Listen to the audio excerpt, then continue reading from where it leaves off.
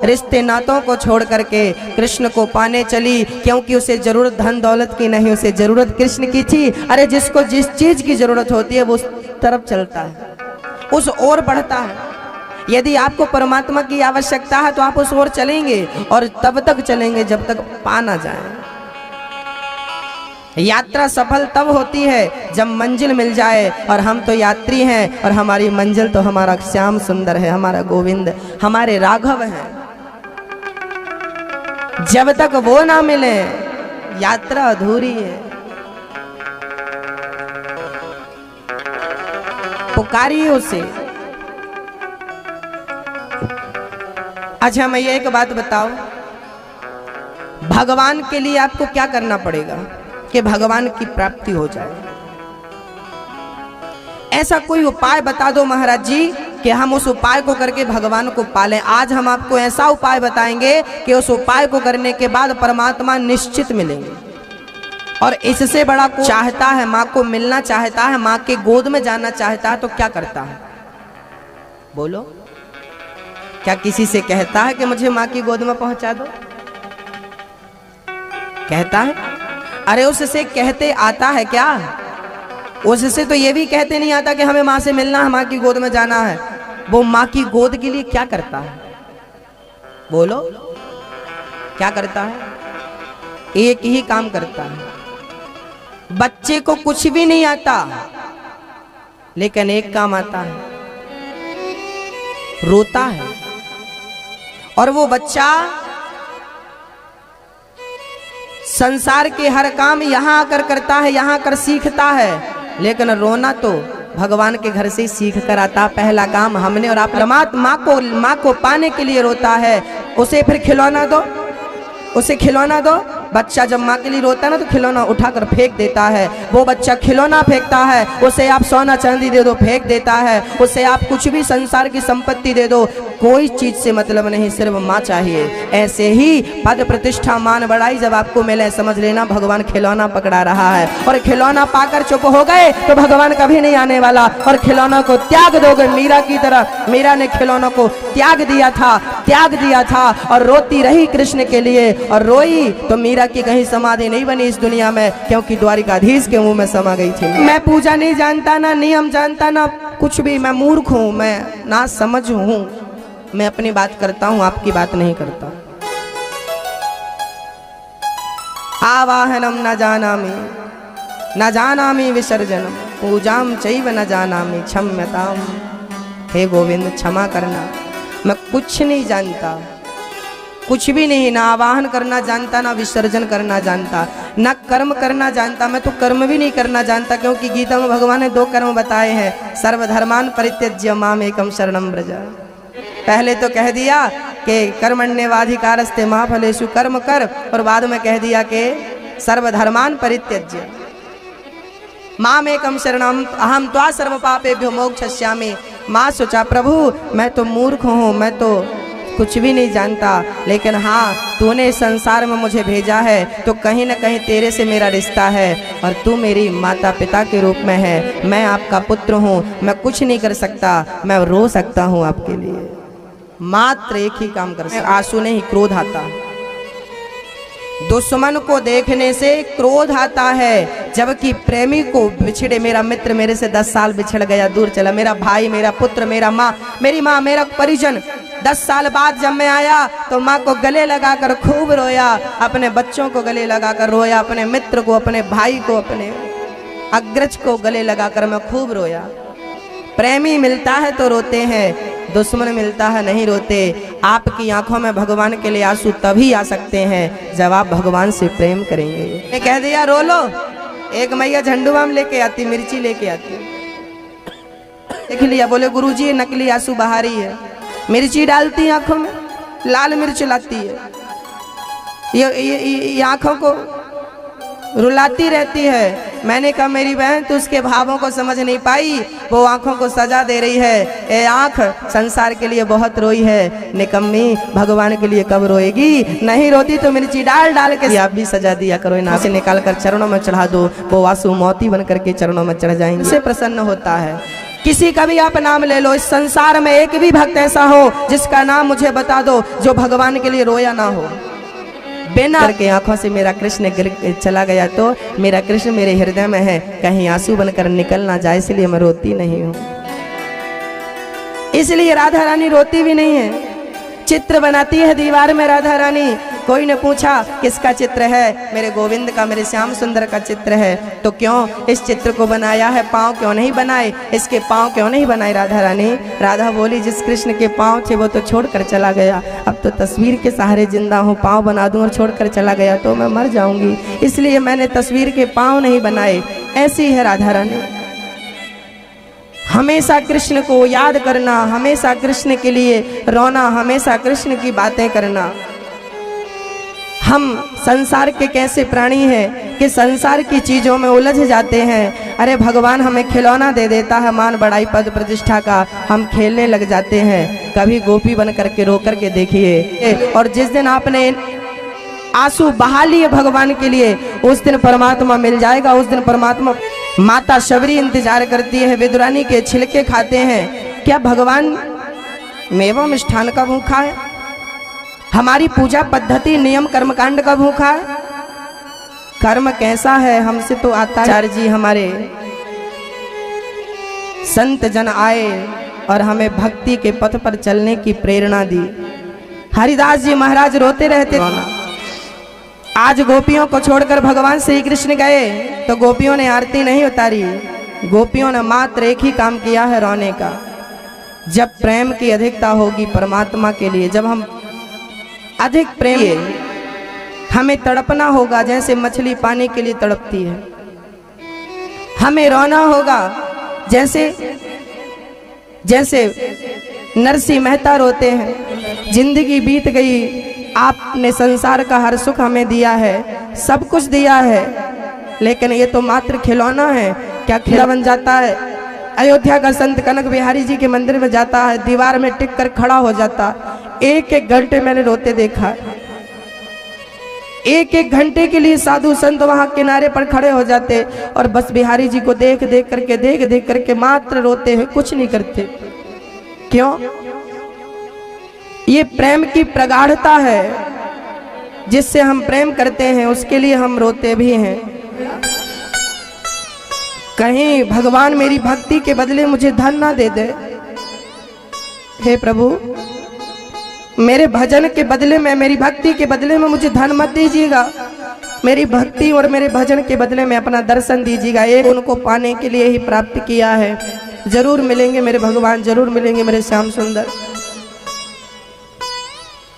गोपियां विलाप कर रही हैं, तब कथामृतम तप्त जीवनम। मरूं, मैं मर जाऊं कन्हैया आपके वियोग में, आपके प्रेम में, पर मरूं तो कैसे मरूं? तब कथामृतम, कथा का अमृत जो पी रखा, प्राण निकलते भी नहीं। कहां से निकले ये प्राण? गोपियां निरंतर, उन्होंने तो उद्धव जी को ऐसा पाठ पढ़ाया, ज्ञान का पहाड़ा भूल गए, ज्ञान की गठरी किनारे रख दी और प्रेम की चुनरी ओढ़ ली।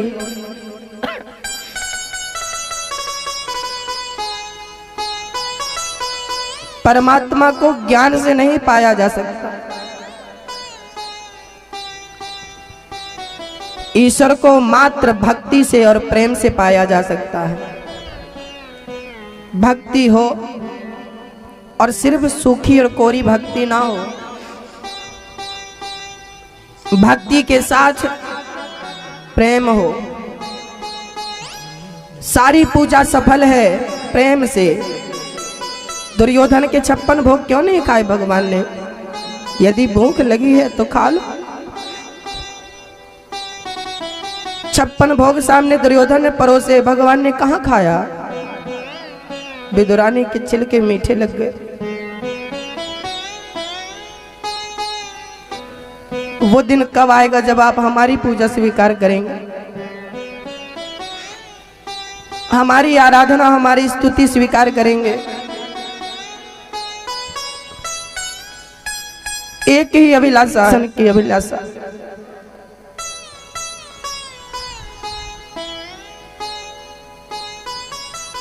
कुछ नहीं चाहता भगवान का भक्त। भगवान का भक्त तो भगवान से। सुदामा जी 4-4 दिन भूखे रहते। इतना बड़ा भक्त सुदामा द्वारिका जाता है तो मांगने नहीं गए सुदामा जी, बल्कि अपने मित्र को 2 मुट्ठी चावल देने गए।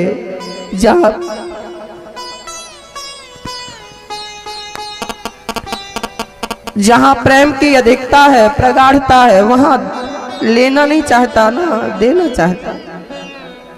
सुदामा जी इतने गरीब थे,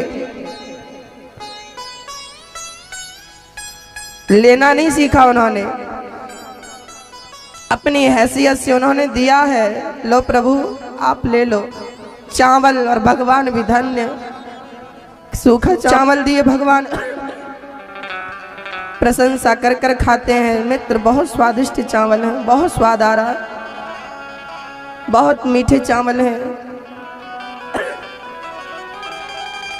भगवान सोचते हैं मैं अपने भक्त को क्या दे दूं, क्या दे दूं। वो भक्तिमती मीरा हो, हरिदास जी हो, नरसिंह मेहता हो, तुलसीदास जी हो, सबने आंसू बहाए हैं भगवान को पाने के लिए। बाहर का पानी मीठा है, अंदर का पानी खारा है। कारण है मात्र इतने आंसू बहे गोपियों के माँ यशोदा के कृष्ण प्रेम में। करना जानती हैं, रोना जानती हैं, रोती हैं गोपियां। भक्ति की सार्थकता प्रेम से है।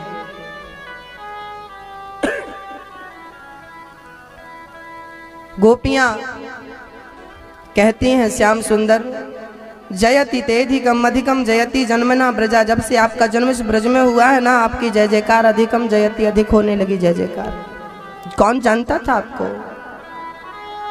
आपको जानने वाले यहाँ थे नहीं। ब्रज में आए और हमने प्रेम किया आपसे। यदि हमने प्रेम ना किया होता तो आपको कौन जानता? गोपियों ने प्रेम ना किया होता भगवान से तो क्या भगवान इतने बड़े बनते, इतने महान बनते? नहीं। हमने तुमसे प्रेम किया, बदले में तुमने क्या दिया? छोड़कर चले गए। जंगल में हमने पति सुतान वया भ्रातृबांधवा, पति को, पुत्र को, बच्चों को, सबको छोड़कर आई आपके लिए, और आज आप हमको छोड़कर चले गए। श्याम सुंदर एक बार आकर के हमें दर्शन दे दो। हमें अभिमान आ गया, हमें पता है कि हमारे अभिमान के कारण आप हमें छोड़ करके, त्याग करके चले गए। एक बार आकर दर्शन दे दो, हम ये अभिमान सदा सदा के लिए त्याग देंगे। गोपियों ने अभिमान को त्यागा, और जैसे ही अब मानो मछली मरने वाली थी पानी के बिना, ऐसे जब विरह के सागर में गोपियां डूबने ही लगीं, तब परमात्मा ने डूबती हुई गोपियों को बचा लिया। परमात्मा प्रकट हो गए, साक्षात मन्मथा प्रकट हो गए भगवान। प्रकट होकर के भगवान ने गोपियों को अपने हृदय से लगाया। गोपियों ने कहा कन्हैया, इस संसार में बहुत प्रकार के प्रेमी हैं, आप कौन से वाले हो? हमने तो आपसे इतना प्रेम किया, लेकिन आपको तो हमारी याद नहीं आई। भगवान बोले, सखियों, विरह के बाद मिलन में जो आनंद है, वो आनंद को पाने के लिए हम चले गए थे।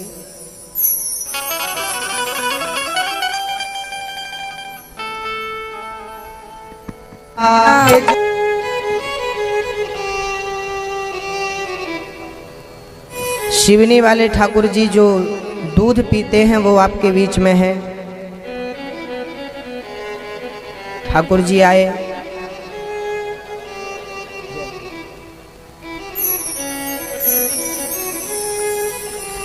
आ जाते हैं कोई बुलाकर देख ले, आ जाते हैं राम, आ जाते हैं श्याम, कोई बुलाकर देखे। कोई बुलाने वाला हो तो भगवान आते भी है ना।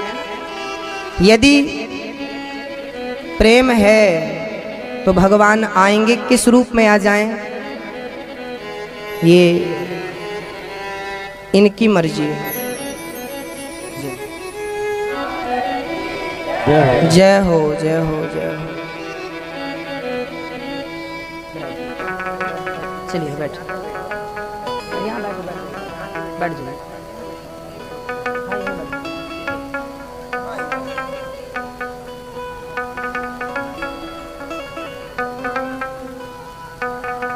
कौन कहता है भगवान आते नहीं? द्रौपदी की तरह हम बुलाते कहाँ? कौन कहते हैं भगवान खाते नहीं?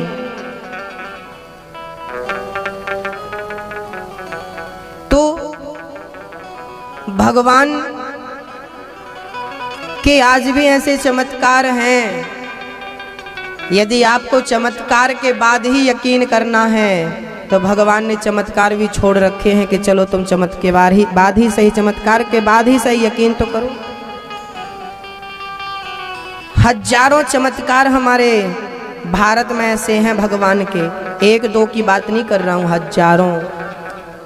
जिन चमत्कारों को देखकर हमें यकीन करना पड़ता है कि सृष्टि का पालनहार ईश्वर ही है, इस सृष्टि को उसने ही संभाल रखा है। और हम उसको बद्रीनाथ कभी जाओ, गंगोत्री यमुनोत्री कभी जाओ तो वहाँ पर बर्फ है, वहाँ पर इतनी सर्दी है, इतनी ठंडी है कि गर्मी की मई और जून में भी रजाई ओढ़नी पड़ती है। वहाँ इतनी सर्दी है, लेकिन वहाँ मंदिर के सामने, बद्रीनाथ के मंदिर के सामने एक गर्म कुंड है। आज तक किसी को नहीं पता कि वहाँ गर्म पानी कहाँ, गर्म पानी। और यमुनोत्री में तो इतना गर्म है कि चावल पोटरी में बांध कर डालो पक जाता है। कहाँ से आता है? वो सिर्फ वहीं है। वहां से नीचे अलकनंदा बह रही है, माँ सरस्वती बह रही है, सब ठंडा, इतना ठंडा हाथ डालो तो शून्य हो जाए, इतना ठंडा। अलकनंदा मैया बहुत ठंडी, सरस्वती मैया तो और भी ठंडी। वहां ऐसी सर्दी में इतने गर्म पानी की व्यवस्था किसने करी? चमत्कार नहीं तो क्या? कभी जाओ, दुर्गम रास्ता है। परमात्मा इस संसार में भी है, इस संसार में भी है। वो ना होता तो ये संसार कैसे सिस्टम से चलता? तो है, ये वस्तु है तो इसे बनाने वाला भी कोई ना कोई है। अब ये कमल है, कमल है, यदि ये है तो इसे बनाने वाला कोई ना कोई तो होगा, और ये है तो इसे भी बनाने वाला कोई ना कोई तो होगा, और जो है वही ईश्वर है।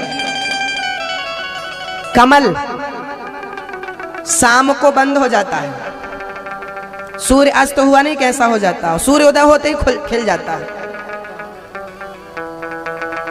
मेरी बातों पर यकीन नहीं है, देख लेना इसको। एक सूरजमुखी होता है, जहां जहां सूर्य जाता है वहां वहां हो जाता है, ऐसे ऐसे। सुबह इस तरफ रहता है, शाम को इस तरफ हो जाता है। करने वाला 1 फीट पानी होगा तो ये डंडी 1 फीट की हो जाएगी, और इसमें यदि 100 फीट पानी भर गया कुंड में, यदि जहां पर ये खिला है तो ये डंडी अपने आप 100 फीट ऊंची हो जाती है। ये यदि हम उसकी शरण में रहे तो, शरण में जो एक पुष्प को नहीं डूबने दिया, हमें डूबने देगा? बस हमें शरण में रहना है, सीखना है, उसकी शरण में रहना सीख लो, आदत बना लो।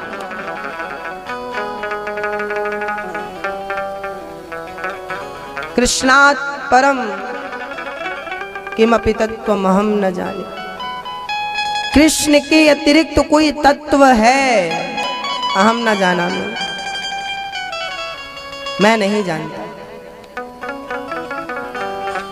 कृष्ण के सिवा कोई दूसरा है। लक्ष्मण जी, गोपियों का कोई नहीं था कृष्ण के सिवा, रहेगा तब कृष्ण ही पल पल में आकर के हमारी रक्षा करेगा। माता कुंती उदाहरण है इसका, जीता जागता। कुंती बुआ ने भगवान से कहा है, मुझे दुख दो, विपदा संतो नः शाश्वत तत्र तत्र जगत गुरु, मुझे विपत्ति दो कन्हैया, क्योंकि सुख में तेरा विस्मरण हो जाता है और दुख में तेरा स्मरण होता है। मुझे तो तेरा स्मरण चाहिए, सुख और दुख से मतलब नहीं है।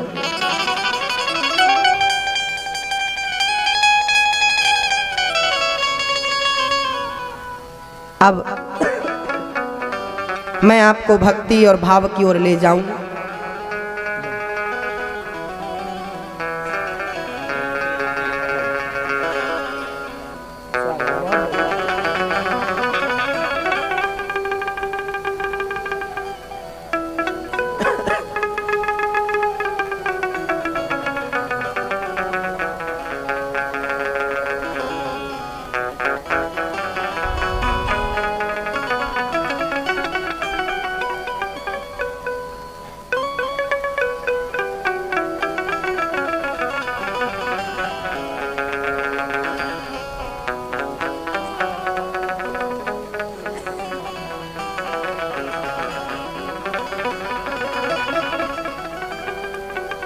भगवान की प्रेरणा से आज यहाँ एक बेटी का विवाह है। जैसा कि आपको पता है, ये दास अनिरुद्ध हर कथा में बेटियों का विवाह करने की कोशिश करता है। साल में करीब 100 बेटियों का विवाह करने की मेरी इच्छा होती है और उस इच्छा को मेरे ठाकुर जी, मेरे श्याम सुंदर पूरा भी करते हैं। आज एक बेटी का विवाह है। कुछ भक्तों ने दान दिया है ऐसी बेटी के विवाह में। आओ नाम श्रवण कर लेते हैं। राधे राधे। एक बार उच्च स्वर में बिहारी जी का जयकारा लगाएंगे। बोले वृंदावन बिहारी लाल के। एक बार मुआयना किया और वहाँ एक राधा जी का मंदिर है जहाँ श्रृंगार रखा जाता है। तो न्यूज वालों ने अपना खुद का ताला लगा दिया और कहा कि देखें तो कि भगवान रात सचमुच रचाते हैं कि नहीं। तो वहाँ पर पुजारी जी के द्वारा रात को दातून, माता जी का श्रृंगार, माता जी की चूड़ियाँ, माता जी को सिंदूर रखा जाता है और सुबह सारा श्रृंगार बिखरा मिलता है। न्यूज चैनल वालों, आज भी परमात्मा वहाँ पर हैं और वृंदावन भूमि ऐसी है कि वहाँ एहसास है। आप जाइए, अपने आप आपको पता चल जाएगा। भगवान ने रास रचाया है। गोपियां बड़ी प्रसन्न हैं। उद्धव जी महाराज, अक्रूर जी महाराज भगवान को लेने चल पड़े। नारद जी ने कंस से कहा, कंस तेरा दुश्मन बड़ा हो रहा है, क्या तुझे चिंता नहीं है? क्या करूं? बोले उसे यहाँ ला यज्ञ में। नारद जी ने पूरा प्लान समझाया। लाए। अक्रूर जी महाराज रथ लेकर चले और रथ पर जब चले, सुबह के चले शाम को पहुँचे। भगवान का स्मरण करते करते, परमात्मा का चिंतन करते करते वो पहुँचे। और जब भगवान श्री कृष्ण को लेकर बस चल पड़े श्री अक्रूर जी महाराज, गोपियों ने रास्ता रोक लिया। श्याम सुंदर, क्या आप हमें छोड़कर चले जाओगे? अब कभी नहीं आओगे? भगवान ने मुस्कुराते हुए कहा, अरे हम तुम्हें कैसे छोड़ सकते हैं, हम 2 दिन के लिए जा रहे हैं। जाते जाते भगवान ने अपनी बांसुरी राधा रानी को पकड़ा दी। राधा रानी भी, गोपियां लेट गई रथ पर। अब रथ को हमारे ऊपर से, हमारे पहले प्राण ले लो, फिर कन्हैया तुम जाओ। इतना प्रेम, एक पल का वियोग नहीं सहन होता गोपियों को। इतना प्रेम, इतनी अधिकता प्रेम की। गोपियां रोती हुई कृष्ण को विदा कर रही हैं। अच्छा, एक बात और है, जो प्रेम करता है ना, वो प्रेम की बातें समझता है। जो प्रेम नहीं करता, प्रेम कभी नहीं समझता। कहा है, जिसके पैरों में बिमाई फटी ही नहीं, वो पीर पराई क्या जाने। जिसने बेटी को जन्म दिया ही नहीं, वो बेटी की विदाई क्या जाने। भागवत को जब 7वें दिन विदा करो ना, तो आंसू आते हैं भागवत की विदाई में। भागवत की विदाई में ये हाल है, तो कृष्ण की विदाई गोपियों ने जब करी होगी तो गोपियों की क्या हालत रही होगी। कितना प्रेम था गोपियों का। आज चले गए छोड़कर कन्हैया, रो रही हैं गोपियां। पहुंचे भगवान मथुरा। रास्ते में यमुना जी में अक्रूर जी ने स्नान किया, तब भगवान ने दर्शन दिया अक्रूर जी को। अक्रूर जी डुबकी लगाए तो अंदर लक्ष्मण, कन्हैया जी और बलदाऊ भैया बैठे। अक्रूर जी बोले, राम राम राम, ये तो बाहर रथ में बैठे थे, ये कहाँ बैठ गए? खड़े होके देखे तो भगवान वहां भी, यहाँ वहां दुई बालक देखा, यहाँ भी वहां भी। अरे ईश्वर कहाँ नहीं है? यहाँ भी, वहां भी, वहां सब जगह। ये संसार ही उसी का है। मिट्टी का घड़ा, नीचे भी मिट्टी, ऊपर भी मिट्टी, आगे भी मिट्टी, पीछे भी मिट्टी। ऐसे संसार ही, ये संसार संसार नहीं है, भगवान ही संसार के आकार में दिख रहे हैं। जैसे मिट्टी घड़े के आकार में दिखती, जैसे मिट्टी घड़े के रूप में दिखती है, ऐसे संसार भगवान ही संसार के रूप में दिख रहा। ये संसार संसार नहीं है, ये स्त्री है, ये पुरुष है, ये छोरा है, छोरी है, ये पेड़ है, ये पौधा, सब भगवान है। निज प्रभु मैं देखा ही जगत के ही सन करहि विरोध, सिय राम मैं सब जग जानी। सब परमात्मा, सर्वम खलविदम ब्रह्म, सब परमात्मा है, सब ईश्वर है, कोई उसके अतिरिक्त कुछ है ही नहीं। घड़े से मिट्टी हटा दो, क्या बचेगा? घड़े से मिट्टी निकाल लो, अस्तित्व है कुछ? मिट्टी ही घड़ा है, भगवान ही संसार बने। आज गोपियां रुदन कर रही हैं, रो रही हैं, श्याम सुंदर आ जाओ, लौट आओ। उद्धव जी यहाँ क्रूर जी महाराज भगवान को देखते हैं, हो अभी तो उनको डर था कि कंस मार ना दे, भगवान ने भय दूर किया। क्रूर जी का उनको डर था कि मैं ले जा रहा हूँ, कंस ने भगवान को मार दिया तो भगवान बोले मैं भगवान हूँ, कंस की क्या ताकत वो मुझे मारे। हाँ, अग्नि को कोई तलवार काट नहीं सकती, और परमात्मा तो अग्नि का स्वरूप। उस ईश्वर को कोई दुख देने वाला नहीं। अब उद्धव जी चले, भगवान मथुरा में एक स्थान पर रुके, कंस ने रुकने की व्यवस्था करी। भगवान बोले लाला बाबा मैंने कि शहर देखे आऊं। भगवान शहर देखने चले तो आगे धोबी मिल गया, धोबी कपड़ों का गट्ठा सर में रख के आ रहा था। भगवान बोले मामा जी राम राम। धोबी बोला कौन से भांजे हो? मेरा तो कोई भांजा नहीं है। कन्हैया बोले कंस जो है ना हमारे सगे मामा है, और मामा के गोर का मारा मर गया धोबी। ये धोबी और कोई नहीं था, पिछले जन्म का वही धोबी था जिसके कहने से राम जी ने सीता जी का त्याग किया। भगवान बोले मूर्ख, अभी तक तेरी बुद्धि नहीं सुधरी, अब तुझे सुधार देते। भगवान ने उसको तार दिया।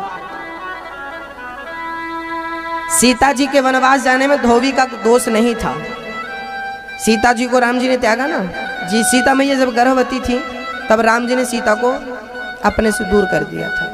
कई लोग कहते हैं धोबी ने ऐसा कहा, ना ना ना, जिसकी मर्जी के बिना पत्ता नहीं हिलता उसके घर की मर्जी धोबी से चलेगी। जिसकी इच्छा के बिना पत्ता नहीं हिलता तो उसके घर के रिश्ते नातों में धोबी क्या करेगा? फिर महाराज जी क्या था? बोले सीता को वनवास जाने का श्राप लग चुका था जब वो छोटी सी थी।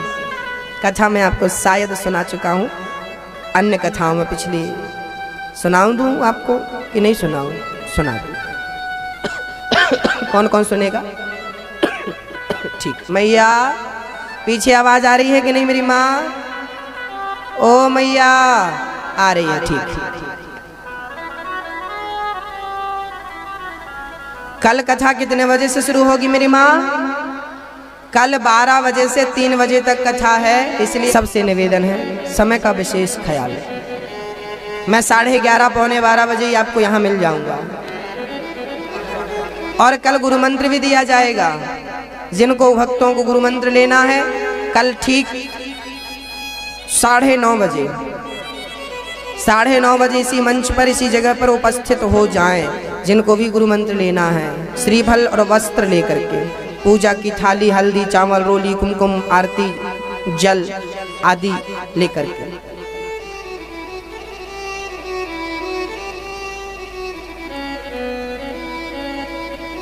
भगवान धोबी से कपड़े लेते हैं। अच्छा, सीता मैया को वनवास जब छोटी थी, एक बार सीता जी जंगल में गई सखियों के संग खेलने के लिए, तो सीता जी एक घने जंगल में प्रवेश कर गई। वहां पर एक तोती और तोता राम कथा सुना रहे थे। तोती सुना रही थी राम जी ऐसे होंगे, उनका विवाह यहीं जनकपुर में सीता के संग होगा। सीता जी ने सुना ये तो मेरी कथा सुना रही है, तोती को बुला यहाँ आओ। तोती आ गई। सीता ने जल्दी से तोती को पकड़ लिया। सीता जी बोली अब तू मेरे साथ चल। तोती बोली बहन छोड़ दो। सीता बोली मैं सीता हूँ, तू जिसकी कथा सुना रही है, तुझे ये कथा किसने सिखाई? तोती बोली कि मैं तो वाल्मीकि जी के आश्रम में रहती थी और वाल्मीकि जी अपने शिष्यों को राम कथा सुनाते थे, तो मैं भी वहीं बैठी बैठी सुनती थी। और आज मैं उड़ती उड़ती यहाँ आ गई। आपको सीता जी बोली अब तू मेरे घर चल, सोने के पिंजरे में रखूंगी। तोती बोली मैं गर्भवती हूँ, मुझे मत ले जा, मेरा पति बैठा है। सीता जी निर्दयी बन गई, नहीं नहीं चलना पड़ेगा, चलना पड़ेगा। तोता बेचारा पीछे पीछे पीछे पीछे। पशु पक्षियों में भी प्रेम होता है और हमसे सुंदर सुखद प्रेम होता है पशु पक्षी। अब वो तोती को ले गई सीता मैया, सोने के पिंजरे में बंद करी। अब रोज बोली राम कथा सुनाओ। अब वो तोती बेचारी परेशान रहने लगी और अपने पति के वियोग में बेचारी वो उस पिंजरे में तड़प तड़प के मर गई। और जब वो तोती मरी तो तोता वहीं आसपास घूमता, खिड़की से देखता अपनी तोती को, देखा कि आज मर गई। आवाज लगाई उसने, कोई जवाब नहीं आया। तोता गुस्सा हो गया और तोते ने क्रोध में श्राप दे दिया, सीता जैसे तूने मेरी गर्भवती पत्नी को मुझसे दूर किया, मतलब पत्नी को पति से दूर किया, जा जब तू गर्भवती होगी तो तू भी अपने पति से दूर हो जाएगी और कारण मैं बनूंगा वही तोता। पद्म पुराण में लिखा है। श्री व्यास जी महाराज ने इसका प्रतिपादन किया है। और माता सीता को वो श्राप लगा था, जब वो गर्भवती भई तो जाना पड़ा। तो सीता अपने कारण ही गई है, निमित्त कोई हो वो अलग विषय है, पर ईश्वर की लीला ईश्वर की मर्जी से होती है, मेरी और आपकी मर्जी से नहीं होती। लोग कहते हैं कैकई ने वनवास ना भेजा होता तो राम जी वनवास ना जाते। अरे कैकई के क्या कहें, कैकई तो कठपुतली है, नचाने वाला तो राम है। परमात्मा जिसको जैसे नचाता है, जैसे मति गति देता है, वो वैसे करता है ना। वो हमारे कहने से करने से होता। आंखों ने, आंख देख सकती है, चल नहीं सकती, चले पाँव, पाँव चल कर गए, पाँव चल तो सकते, तोड़ नहीं सकते, तोड़ा फल को हाथों ने। हाथ तोड़ सकते, चख नहीं सकते, चखा जिह्वा ने। जिह्वा चख सकती है, रख नहीं सकती, रखा पेट ने। तब तक बगीचे का मालिक आया और बाबा की पीठ में जमाया दो, चोरी से खाता। अब बताओ पीठ की कहाँ गलती थी? देखा आंखों ने, गए पैर, तोड़ा हाथों ने, चखा जिह्वा ने, रखा पेट ने। जो देखा वो गया नहीं, जो गया वो करो। राम तो राजा बन रहे हैं। तब ब्रह्मा जी, अब भगवान राम ने इंद्र की बुद्धि घुमाई कि तू क्या शांत बैठा। राम ने बुद्धि घुमाई इंद्र की, इंद्र ने बुद्धि घुमाई ब्रह्मा की, ब्रह्मा ने बुद्धि घुमाई मंथरा सरस्वती की, सरस्वती ने बुद्धि घुमाई मंथरा की, मंथरा ने बुद्धि घुमाई कैकई की, और कैकई ने बुद्धि घुमाई दशरथ जी की। और वनवास किसका हुआ और शुरुआत कहाँ से हुई थी? हाँ, सवही नचावत राम गोसाई। राम को वनवास जाना ही था, कैकई को तो दोष लगा दिया। बाद में कैकई चित्रकूट गई है और प्रथम राम भेंटी कैकई। पहले राम भेंट कैकई से भेंट करते हैं और कैकई रोने लगी, राम मैं तो लुट गई, बर्बाद हो गई। दुनिया तुझे अपने गले लगाती और मैंने तुझे वनवास भेज दिया राघव। अब मैं जी नहीं सकती। कैकई बोली अब मैं यहीं रहूंगी या मर जाऊंगी। राम बोले माँ गलत बात है, तुम मेरी माँ हो, भारत जैसे आचार्य की माँ हो, इतना गलत अपराध करोगी, आत्महत्या ना, शोभा नहीं देता। कैकई बोली तो मुझे एक वरदान दो, वचन दो। राम बोले जो मांगोगी मैं दूंगा। कैकई बोली कि इस जन्म में आप मेरे गर्भ से पैदा नहीं भये, यदि आपने मुझे माफ कर दिया, मुझे लग रहा है कि आपने मुझे माफ नहीं किया, मेरे भरत ने माफ नहीं किया, मेरे राम ने मुझे माफ नहीं किया। कैकई रोने लगी, मैं तो बर्बाद हो गई, मंत्र के चक्कर में लुट गई, ना बेटे की रही ना भगवान की रही। रोने लगी कैकई माँ। बोली आप मुझे माफ करो। राम बोले माँ मैंने माफ किया, भरत तू माफ कर। राम आपने मुझे माफ किया है, इसका प्रमाण चाहिए। ही कहा जाता है, मैंने गुरुजनों से संत जनों से सुना है कि माँ देवकी ही कैकई ही देवकी के रूप में जन्मी है और कैकई के गर्भ से जन्म तो लिया भगवान ने, माफ कर दिया अपनी माँ को, लेकिन दूध तो यशोदा का पीते। वाह, माँ भगवान है, भगवान को भी माँ की आवश्यकता पड़ी है। दो माँ, भगवान माँ का दूध क्यों पीते हैं जानती हो मेरी माँ? ये यशोदा कौन थी पिछले जन्म में? यशोदा का नाम था धरा, नंद बाबा का नाम था वसु। पिछले जन्म में ये धरा और वसु थे। अपना सारा राज्य गांव में सूखा पड़ा, सारा राज्य दान कर दिया, प्रजा में बांट दिया, लोगों की भूख मिटाई और दोनों पति पत्नी जंगल में जाकर के गंगा के तट पर के भगवान का भजन करने लगे। धरा और वसु घास की कुटिया बनाए और प्रेम से भजन करें। एक दिन महात्मा जी आ गए 4-5, बेटी है कोई कुटिया में? जंगल में साधु लोग भ्रमण करते पहुंच जाते। धरा अकेली थी, नंद बाबा मतलब वसु स्नान करने गए थे। महात्मा बोले बेटी है कोई? हाँ महात्मा जी आओ बैठो।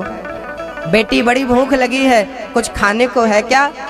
धरा तो घास फूस खाती, साग खाती, सूखे पत्ते खाकर भजन करती, उसे कहाँ 56 भोग मिलते।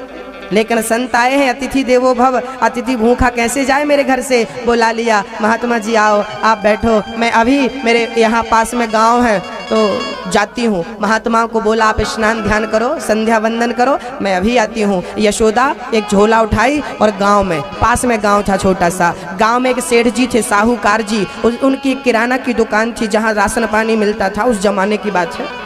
तो दुकान में पहुँच गई धरा, सेठ जी मेरे घर में महात्मा आए हैं, 4-5 संत आए हैं, आप भोजन राशन पानी दे दो, थोड़ा सा अनाज दे दो, आटा दे दो, थोड़ा मुद्रा दे दो, पैसे दे दो तो मैं बाजार से कुछ सामग्री खरीद सकूं, संत सेवा कर सकूं। सेठ बोला पैसे दो। धरा बोली कि मैं लकड़ी बेच करके जंगल की और 20 दिन के अंदर आपका पूरा पैसा चुका दूंगा। अभी तो मेरे पास, मैं संग्रह तो की नहीं थी, मुझे क्या पता कि मेरे घर में अतिथि अचानक आएंगे, आप मुझे कुछ दे दो, मुझे कुछ चाहिए आपसे। साहूकार की नीयत बिगड़ गई।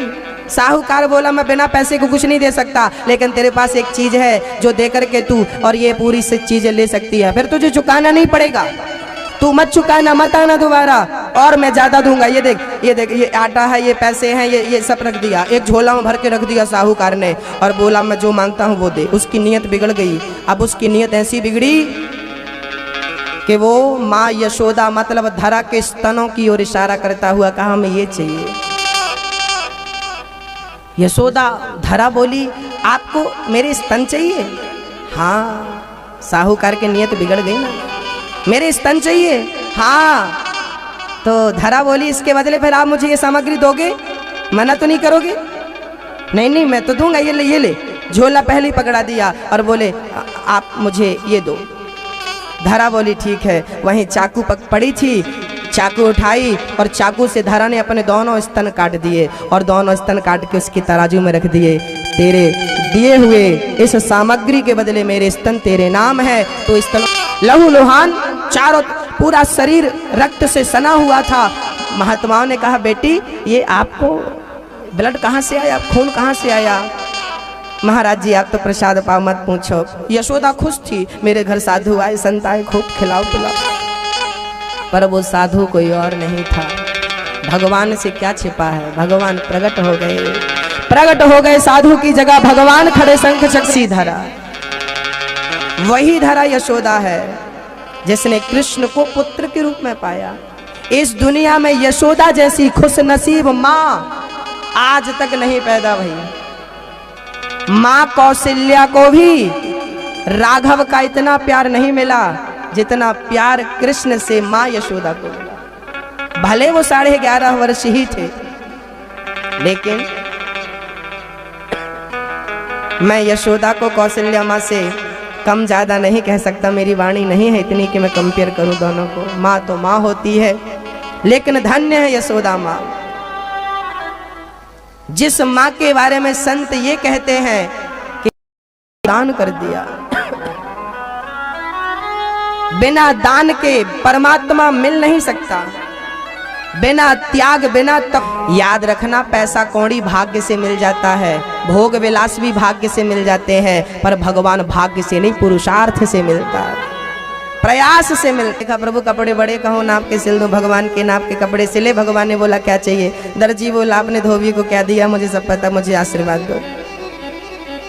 भगवान बोले तेरी दुकान अच्छी चलेगी। तब से दर्जियों की दुकान बढ़िया चलने लग गई। अब भगवान आगे चले तो सुदामा नाम का माली मिला, भगवान को माला पहना रहा। कंस के लिए माला ले जा रहा था, सुदामा नाम के माली ने माला पहनाया भगवान। जय हो ठाकुर। भगवान को बगीचे में पुष्प खिला है, एक पुष्प, ओहो हो कितना सुंदर पुष्प है ये। जब कभी बगीचे में खिला हुआ पुष्प देखो तो मन में कामना होनी चाहिए कि यदि ये पुष्प मुझे मिल जाता तो ये पुष्प ले जाकर के श्री हरि के श्री चरणों में चढ़ा देता। ये है सफलता। जो मुझे मिला है वो मैं ईश्वर को देने की कोशिश करूं। भावना बनाओ, भाव बनाओ। जो मिला मुझे भगवान को दे, कन्हैया को दे दो। खुद के लिए भूल तोड़ना पाप है, खुद के लिए फूल तोड़ना पाप है, लेकिन भगवान के लिए पुष्प तोड़ना पुण्य है। संपत्ति सब रघुपति के आही, सब भगवान का। मेरा मुझ में कुछ नहीं, जो कुछ है तेरा, तेरा तुझको अर्पण क्या लागे मेरा। भैया भगवान ने कुब्जा की कटोरे में चंदन लेके भगवान को लगाने, भगवान ने कहा सुंदरी, कंस को लगाने जा रही थी, भगवान ने कहा सुंदरी मारे भी लगा दो चंदन, थोड़ा सा चंदन लगाई दो। भगवान बोले, कुब्जा बोली बड़े सुंदर हो, पर हम तो ये कंस के लिए ले जा रहे हैं, पर आप बड़े सुंदर हो। कोई बात नहीं, हम कंस को नहीं लगाएंगे, आपको लगाएंगे। जो नित्य कर्म था उस कर्म को भी कुब्जा ने त्याग दिया है परमात्मा के लिए। शास्त्र हमें कहते हैं कि भगवान और भक्त के बीच में, आपके और भगवान के बीच में कोई आ जाए उसे त्याग दो। गोपियों के बीच में उनका पति आ गया तो गोपियों ने अपने पति को त्यागा भगवान के लिए। प्रहलाद के बीच में उनका पिता आ गया तो भगवान के लिए पिता को त्याग दिया। अरे भाई आ गया बीच में तो विभीषण ने भाई को त्याग दिया। गुरु आ गया तो शुक्राचार्य जी को राजा बलि ने त्याग दिया। भक्तों, माँ आ गई बीच में तो भरत जी ने अपनी माँ कैकेयी को त्याग दिया। भगवान के बीच में कोई आए लेकिन प्रेम हो, प्रगाढ़ हो, ऐसा प्रेम होना चाहिए कि ईश्वर के सामने सब चीज तुच्छ लगने लगे, कोई वैल्यू ना हो। मेरे सामने 1 करोड़ रुपए पड़े हैं और दूसरी तरफ मेरा भगवान के भजन का समय है तो मैं 1 करोड़ को त्याग करके अपने भजन की ओर बढ़ूं। यही है भक्त की भक्ति।